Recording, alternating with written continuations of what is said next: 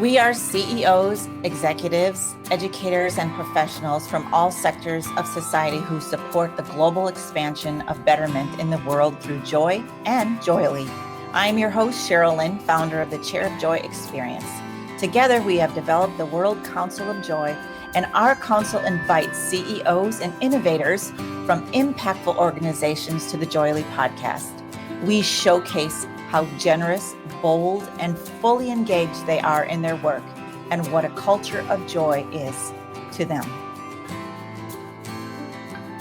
Good afternoon, ladies and gentlemen. This is Sheryl Lynn coming to you again from JOYELY Studios, and I am joined by Marla Stone. She is with Ideal Lifestyle Incorporated, and we are going to talk about some really fun things today. And I think, Marla, based on everything I read about you, you have a lot of skill and talent. So my job, if you don't know, is to focus on joy. So I want to know who you are as an individual, and our audience is CEOs, people who really are trying to figure it out, how to develop a successful business like you. So first of all, tell us a little bit about you.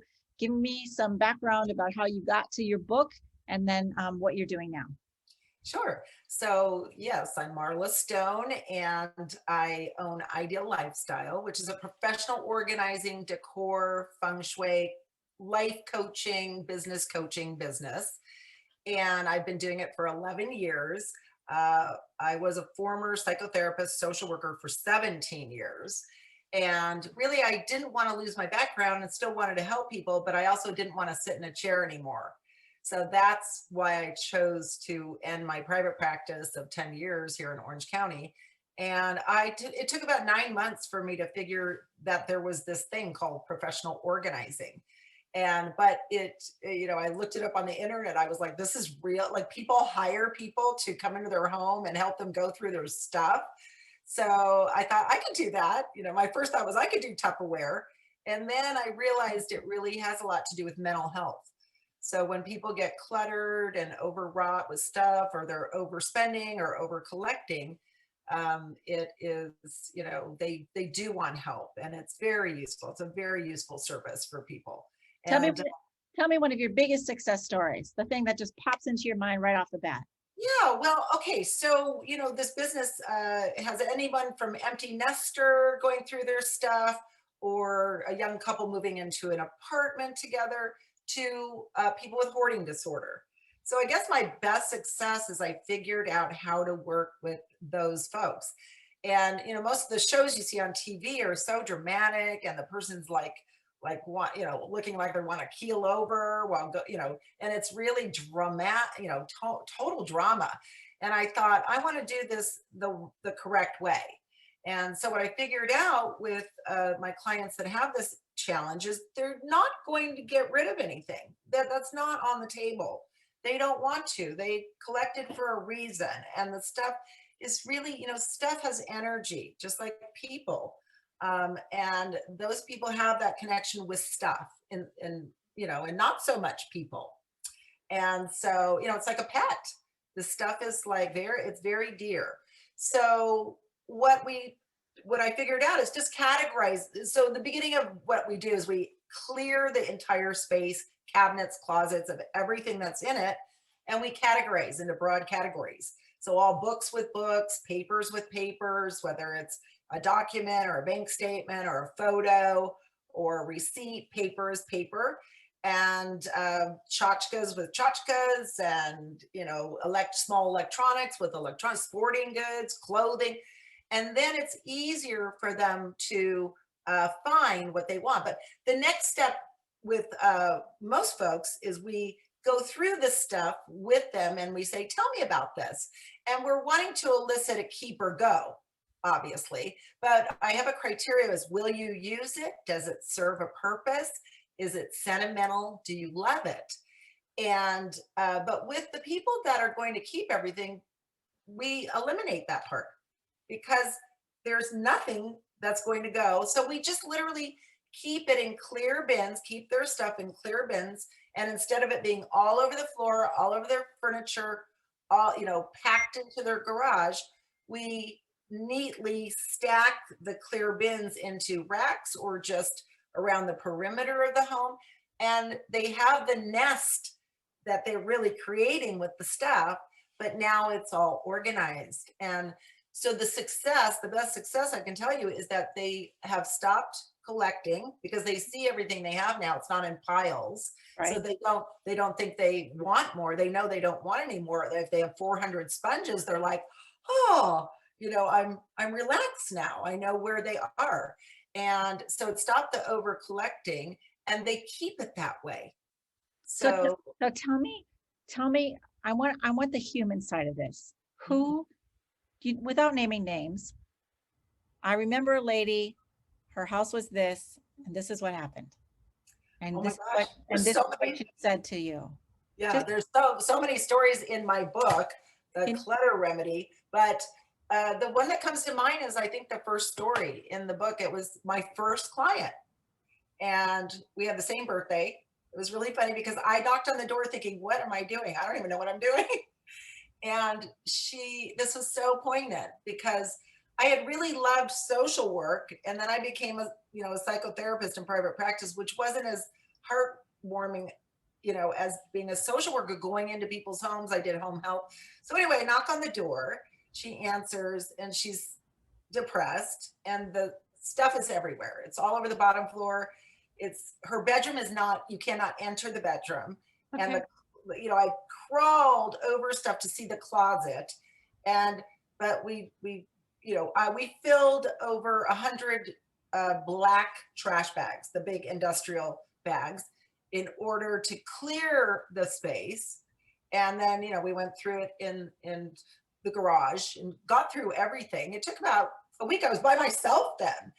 And but the interesting thing was, when we finally got her bedroom cleared and we're standing in her empty closet, she starts to cry. And she starts to tell me, I have a bad marriage.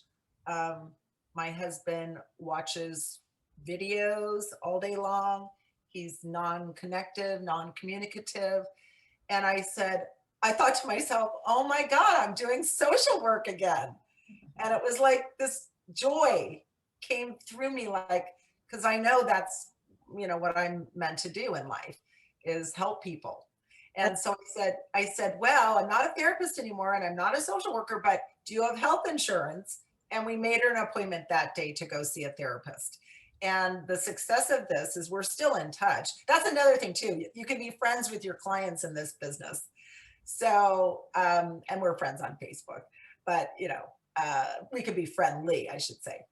And so anyways, she got divorced, and she's never been happier. And I haven't heard from her. And every once in a while, I'll hear from her through Facebook. I mean, I haven't heard from her to come back to help her. Is that the things are just the way she has a very organized life now. great. That's a So really great story. Thank you for yeah, sharing. Beautiful. So we have a lot to get through, so I want to get to the juicy stuff. So yeah, everything I've seen about you, all the interviews you're doing, you show up, like you're showing up with all the knowledge, all the interest. You're got a smile on your face. You can tell that this is permeating from your soul. Like this is real joy for you. Tell me where this came from. How did this even develop in your heart and soul? Because that's rare what I'm seeing you do. well, I wanted to be an actress when I was younger. That was my goal. And I was a very good actress. I was in all the school plays, and I went to my first year of college I took only theater. That's really what I wanted. But obviously, I was meant to help people, like I said before. And so when I finally, and my dad was not with me on the acting thing. He's a CPA. My aunts and uncles are educators. So he really wanted me to finish school, and he did not want to pay for a degree in theater arts. Okay. So when I finally looked through the list, I saw psychology, and I thought, oh, and I have a little bit of a wounded childhood. I had a mother that left when I was like before 3 years old, left me on a sidewalk in front of my dad's apartment. And then I had a stepmother with mental illness. And so my childhood was a little rough. Not for means and goods, but, and shelter, but just a little rough. So I choose psychology. Oh my gosh, no brainer. And then, when I received the bachelor's degree, a girlfriend came up to me, and it was really like it was a moment. It was like where you don't hear anything, and you just hear this person talking, but you're kind of like in almost out of body state. And she's telling me, Marla, you can't just have a bachelor's degree in psychology. You have to go get your master's degree, and you have to either get a social work degree or a marriage and family therapist. And then someday you'll have an office and you'll hang your plaque. And I mean, it was like a 30-minute barrage where like life stood still. And then I remember talking to my dad and saying, supposed to go get this master's degree now. And he goes, good, go for it. So I became a social worker. And it's funny, I didn't even know what one was. I'd never heard of a social worker. Yes. And I was about 32 years old. And so I got into USC, but I chose Cal State Long Beach, where I got the bachelor's degree, because just an easier drive and, better area, and cheaper. And so I called the school after I get in, and I said, what is a social worker? Yeah. And they said, it's somebody who helps the unfortunate people in the world. And I said, oh, that's good. Like, that's right up my alley. So I think it's like really driven like by a spiritual force that I was put in this position. I'm very non-judgmental. I'm very accepting. Like you can tell me anything and I'm not going to judge. I don't believe we're supposed to judge. I think that's for a higher power.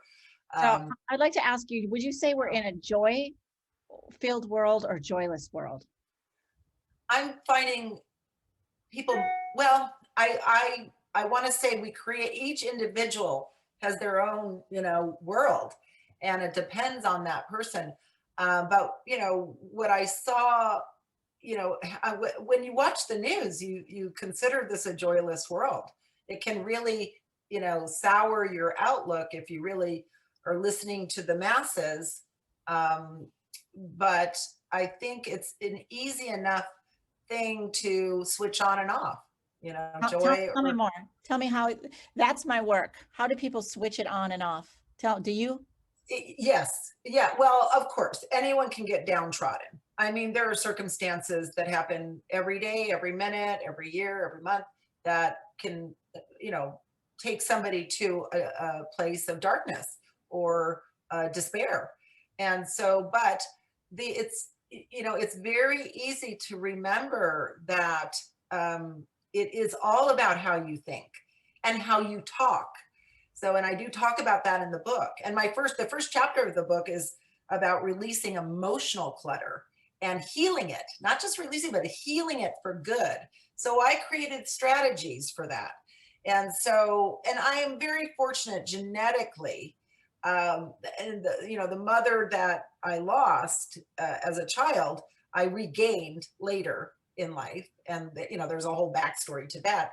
But she was very interesting. She grew up during World War II with Hitler and everything. She lived in Germany and she, wow. Yeah. So, but she said to me, Marla, she said, you don't know a lot about your family, my family, but our women in our family have this knack.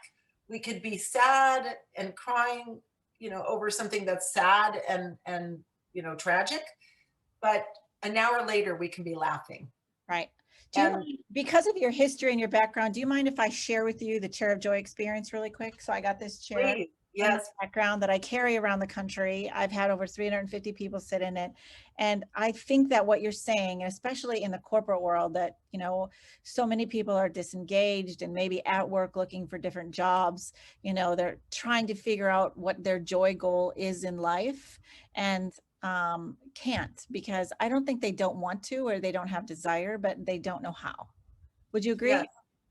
Well, yes. And so, one of the interesting things when I was a therapist at the very end was 2008, when everybody was losing their homes and people were coming in to see me telling me they were going to live in a station wagon. And I helped like literally hundreds of people reinvent themselves because they were saying, I'm gonna, this is hopeless. And I'm like, you have a degree from USC, or you have a degree from, or you have this trade, let's take a ride, let's dream. Right. And, and to remind the human being that they're worthy and they are deserving of change. Isn't Uh, isn't but it interesting that so many people are, no matter your circumstances, there's always brokenness and downtrodden, right? yes, Yeah, yes, even if they're yes. greed and, in living in a wealthy area, they're still mixed up and lost. So anyway, here's what I would love for you to do. If you could just put your feet on the ground. This, Okay. this is what a lot of our CEOs are doing, and they're experiencing many more zeros because of their teams focusing on joy. So put your feet, I'm sure you do this. So that's why I can't wait to get your experience. That's why you're on the podcast, is because CEOs are learning from you. So feet on the ground, all I want you to do is, we're going to get silent. That's why I bought the chair. It was kind of people like, I don't understand what silence is. So this is not, meditation, mindfulness. People have all different kinds of words, but I think it's very simple to rediscover your joy, which is to put your feet on the ground, feel your feet in your socks. Feel your feet in your socks, and just, the soles of your shoes on the ground, and the ground is firm and still, and you can always count on it. And if you can focus on your feet for just 10 seconds, therein starts to develop your stillness. So let's just see if we can stay in our feet, focus on our feet. And then look around your office and your beautiful space that you created, like you did this. And that there might be pictures on the wall, or the wonderment of all the things that are there. And then listen, are there sounds? My daughter just flew in, so I can hear her talking in the I other hear room. my chimes outside. Yes. And so it's kind of like a receptacle that's upside down. If we're always talking and we're always moving, we're never listening and we're never quiet. And so this is a way to unfold this, and let the sponsors come in, and the new clients, and the cooperation, the productivity, everything's coming in when we're in silence. And then just a deep breath. And then I ask everybody if you could just take a deep breath and tap into one of your most joyful moments. So, other than all your beautiful work, I want to ask you, Marla, if you can tap into something else, just because I know your work is so important and it gives you so much joy. But another time when you really had it all together. Can you share that with me? Have you ever dropped your phone on the floor, on your face, or in some other embarrassing place? Don't you wish there was something you could attach to your phone case that would help you hold your phone so you don't have to? Or at least as much. Introducing Steady Straps, a comfortable, adjustable, strong, elastic strap with 100% Velcro brand closures that helps you hold your phone more securely without dropping it and use it easier and faster, especially one-handed. It's the only smartphone grip accessory without adhesives, and it's 100% wireless charging ready without having to remove or adjust it first. Check us out at steadystraps.com and order some today. Well, it's, the day I got married was one of my, I'm married 20 years now, 21 years together. So I think love, true love is the hardest thing to accomplish. I had several attempts, uh, you know, in life, one Okay. previous marriage and some other, but I just thought, oh, and that was something that made me super hopeless, but finally at 38, I found my true love. And Is he so that, with you? that day what? Is he still with you? Oh, yes, Okay, yes, yes. Yeah, we good. just celebrated our 20th wedding anniversary in February. Congratulations. So yeah, it's, and it's a work of art. I call it a work of art. Okay. Sometimes it's, like Pollock, we're just splattering together, and sometimes it's very beautiful, but it's the day we got married. So I kept struggling because he had never had a wedding. It was his first time. And I just couldn't picture myself walking down an aisle in a dress, and so finally he looked at me and said, we could just go to the courthouse. And so we went to the Santa Ana courthouse and got married. And it was so awesome. That's Yeah, fun. he just blew up the picture. They took a Polaroid. That's the picture we have. And I bought this little veil, and I had a white suit on, and we're kissing. and he just blew it up for me. Like I had just the Polaroid, but he made an actual photo. That's beautiful. All right, to finish this, I just want to do one more memory. So the marriage was awesome. One more memory. So deep breath in, feet on the ground, paying attention, really being silent, tapping into one more joyful moment in your life. I can feel you have so many, so I know it's hard to tap into one, but. Oh, well, the day I graduated with my master's in social work was certainly, a monumental day. I was 35 when I graduated with the master's. It was a 3-year part-time program. And it was so much work, I did the AA degree, then the BA, and then the master's. I didn't even go to the ceremony. I did not go. I was just exhausted. Yeah. And I thought, I already have this. Well, I don't want to go through the, and my dad was like, "Are you sure you got your degree?" I'm like, "Dad, So, That's beautiful. and then getting licensed, to practice Yeah. Independently.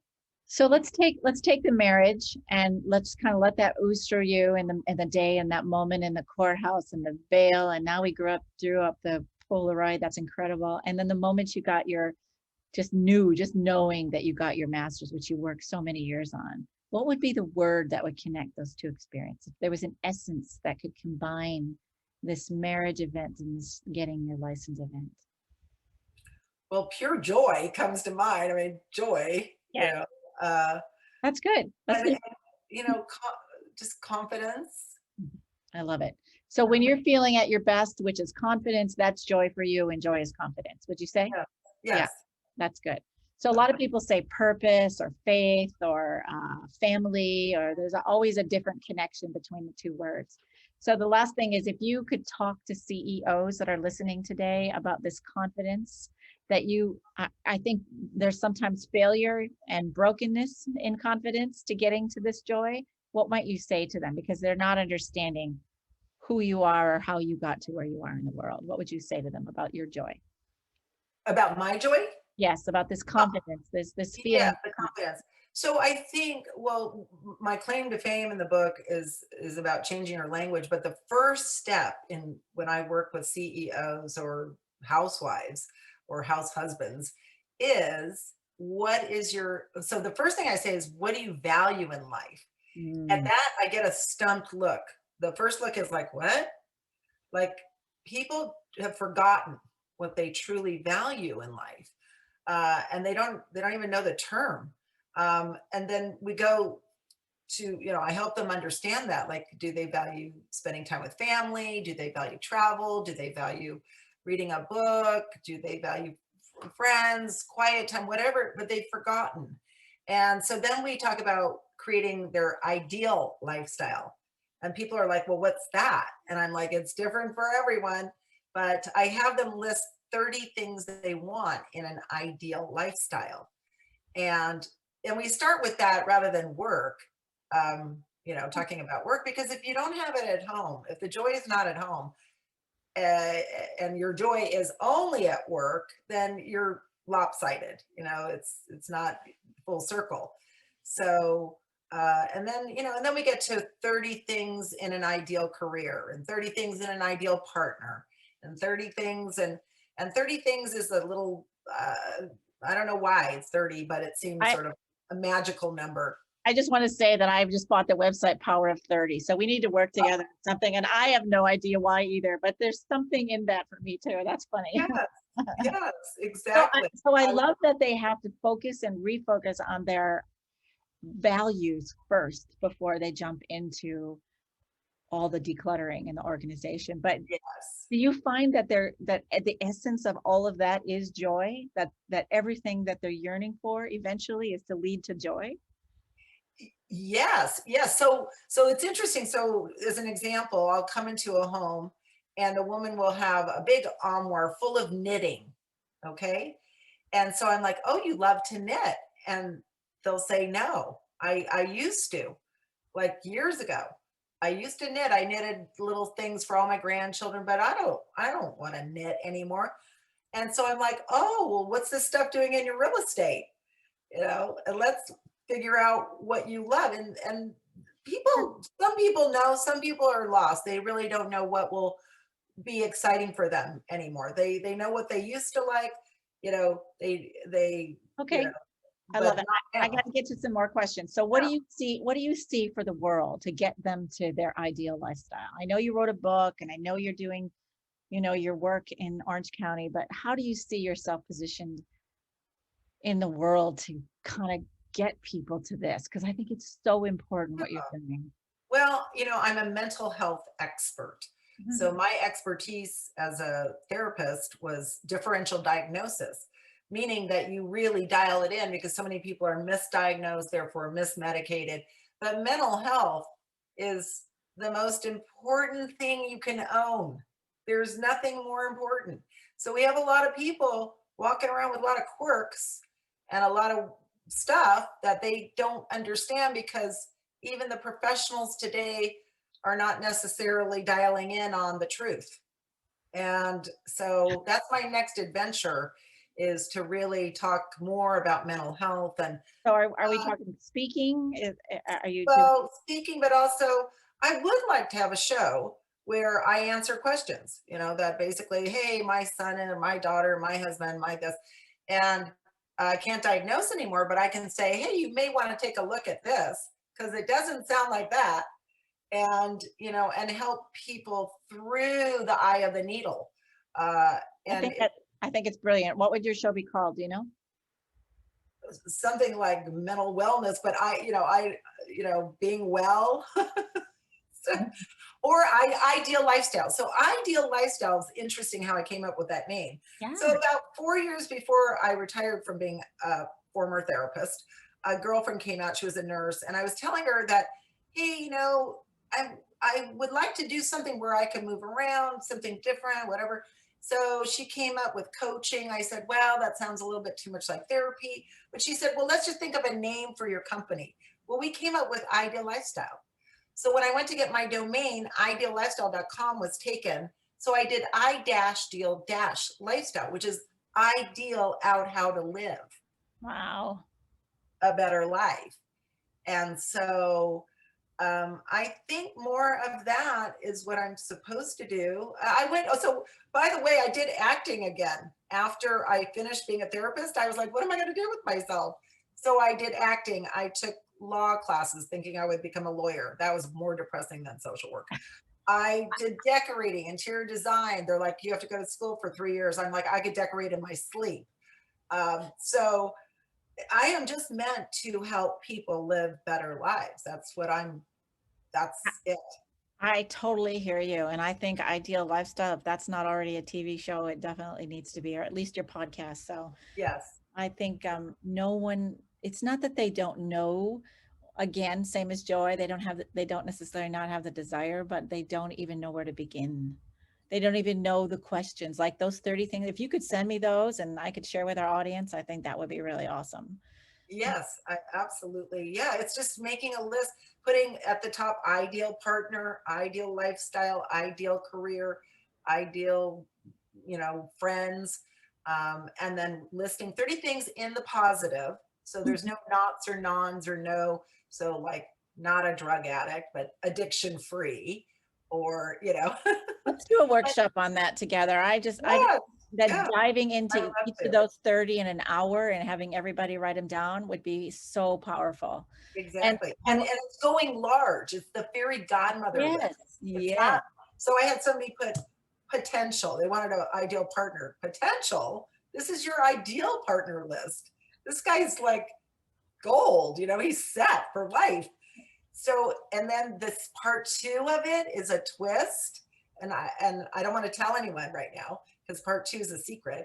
And then there's a part three and a part four. Oh my gosh, really So, cool. but it's very effective. It actually has it's life altering. I get it. I get it. I get it. And I feel the same way about joy. As much as I love the word and I love the feeling and the yearning and the desire that we all have, it's really about life expansion for me. Like there is so much once you get to your joy, like what's freaking possible after that if we put our heads together. And that's what ideal lifestyle feels like for me. It's like Yes. once we figure this all out, like, oh my God, it just feels like such a release. Like what's possible now? So Exactly. that is so Clutter is just a small part of what I do. yeah, but everybody has it and doesn't deal with it.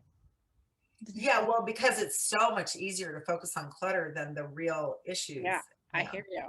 All right. Well, what would you like to say to our CEOs? I would love to hear your response about our little short chair of joy experience that you did, which was feet on the ground, look around, take a minute to be silent.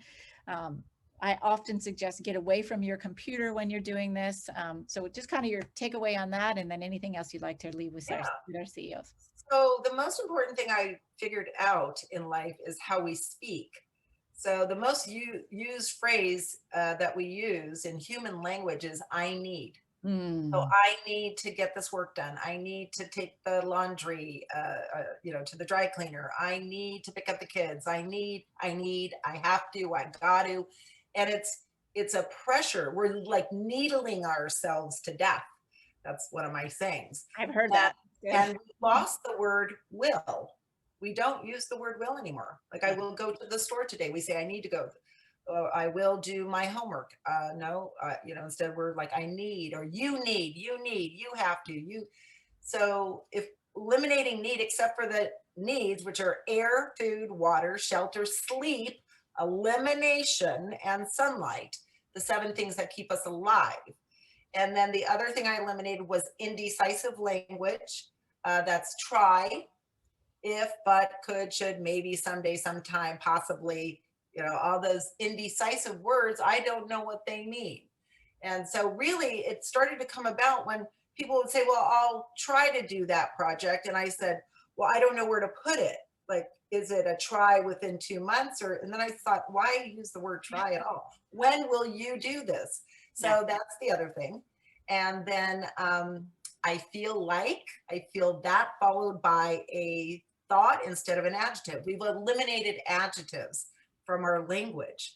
So that's a whole workshop that I do with CEOs, and it's painstaking for them because it's like taking the bottle away from the baby. When you take away need from the human language, when it doesn't apply to a need, it's very painful. But the transition into will is, again, life altering.